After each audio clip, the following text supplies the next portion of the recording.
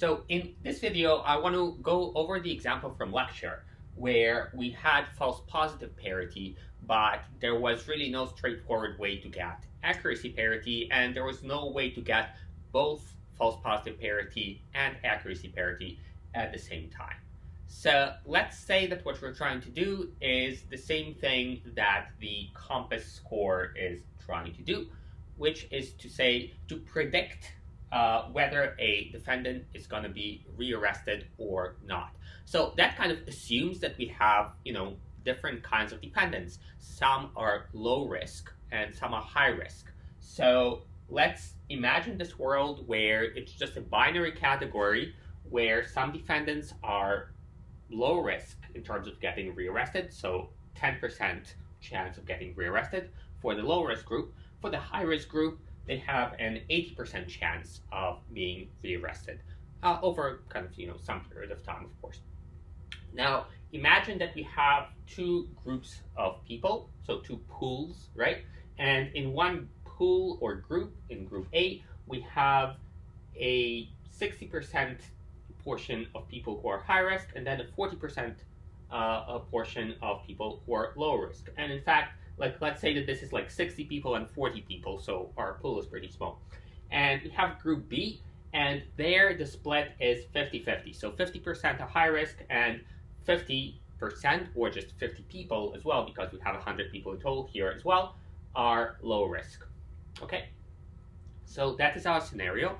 Now, what our classifier is going to do, so we call it the classifier, you could call it the model, is it tries to say, well, this person is low risk, this person is high risk. How is it going to do it? Well, let's say that it's clairvoyant enough to actually be able to precisely say which people are low risk and which people are high risk, right? So you give it a defendant and it figures out whether the defendant is low risk or high risk. Now, of course, that's not going to be a perfect prediction of whether they're going to be rearrested or not, because even if the person is low risk, they have a 10% chance of being rearrested, right? And equally well, so even if the person is high risk, so you say, well, probably you don't want to grant a bail, well, there's a 20% chance that if you release them, they won't be rearrested. So that'll look like the classifier got it wrong, okay? So that is the scenario. And now what I want to do is I want to look at what the classifier is going to do and how it's going to do in terms of classification accuracy and also kind of false positive rate, false negative rate.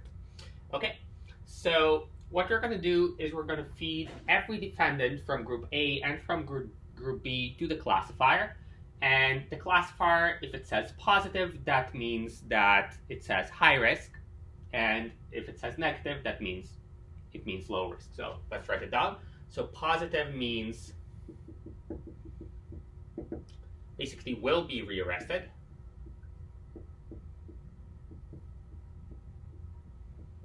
And negative means will not be rearrested. So okay, so how many people will it get right? How many people will it get wrong? So first, let's see how many people will it say are high risk. So that's easy because we assumed that it's going to be able to tell exactly who is high risk and who is low risk. So all 60 people from group A and all 50 people from group B who are high risk, the classifier is going to say are yes, right? So it's going to say yes to 60 people from group A and 50 people from group B. So out of those, 20% will not be rearrested, right? So it will be correct 80% of the time if what we're looking at is whether they actually got rearrested. Like they were maybe high risk, they just did not get rearrested. So correct 80% of the time.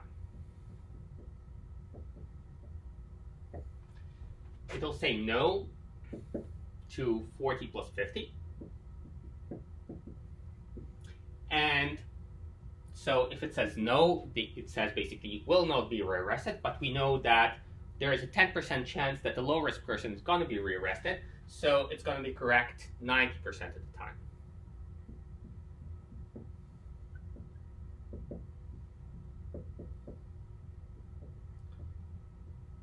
So first of all, let's figure out what's the correct classification rate for Group A and Group B taken together. Well, what does it mean? It means that we figure out, okay, how many people did we input? Well, 200, because 100 from here and 100 from here. And then we figure out, well, how many of them did we get right? So the correct classification rate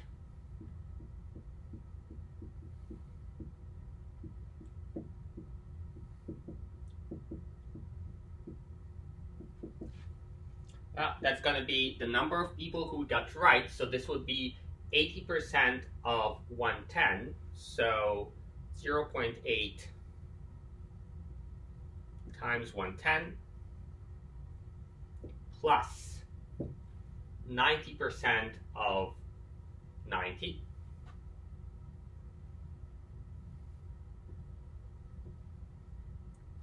divided by 200. So this is just the number of people that we got correct out of the people who we said yes to, the number of people who we got correct out of the people who we said no to. So that we can just compute. So this would be 80 plus 8, so this would be 88 plus, so this is going to be 0.9 times 90, that would be 81, divided by 200, so that's going to be 169 divided by